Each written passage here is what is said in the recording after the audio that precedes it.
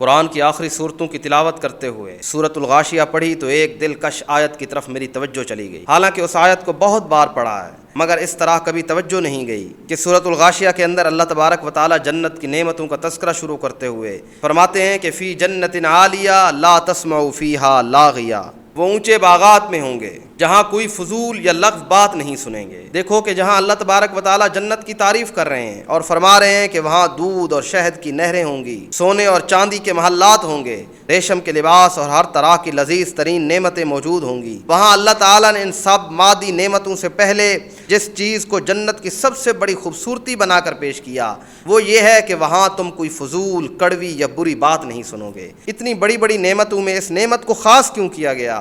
کیا سبب ہے؟ اور اسی بات کو سمجھنے کی کوشش کرتے ہیں۔ یہ ہمارا نیا سلسلہ ہے 3 منٹ کے اندر قرآن مجید کے ایک مقام کو سمجھنے کا۔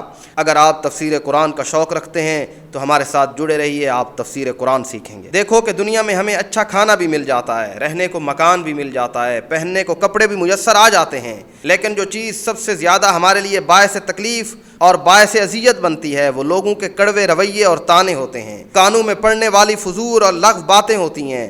چاہے ہمارے پاس دنیا کی ہر نعمت ہو لیکن اگر ہمارے آس پاس رہنے والے لوگ ہمیں طعنے دینے لگیں، ہمارا دل دکھائیں یا تنقید کریں تو ہمارے لیے ہر نعمت چھوٹی پڑ جاتی ہے۔ جسمانی سکون کے لیے تو مادی اشیاء کافی ہوتی ہیں لیکن ذہنی سکون کے لیے ضروری ہوتی ہے کہ ہم اچھا سن سکیں، خوبصورت اور محبت بھری گفتگو ہمارے کانوں تک پہنچے۔ اسی وجہ سے ایک پازیٹیو کنورزیشن ہماری زندگی سے بہت سارے بوجھ اتار دیتی ہے۔ اس لیے اللہ تعالیٰ نے جب جنت کا نقشہ کھینچا تو مادی نعمتوں سے بھی پہلے روح کے سکون کا انتظام کیا۔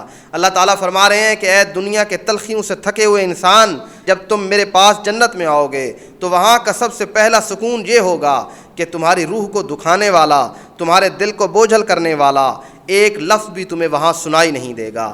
وہاں نہ کوئی حاسد ہوگا جو تمہاری خوشی دیکھ کر طنز کرے، نہ کوئی منافق ہوگا جو تمہارے پیٹھ پیچھے باتیں کرے، اور نہ ہی کوئی ایسا ہوگا جو تمہاری کسی کمی کا مذاق اڑائے۔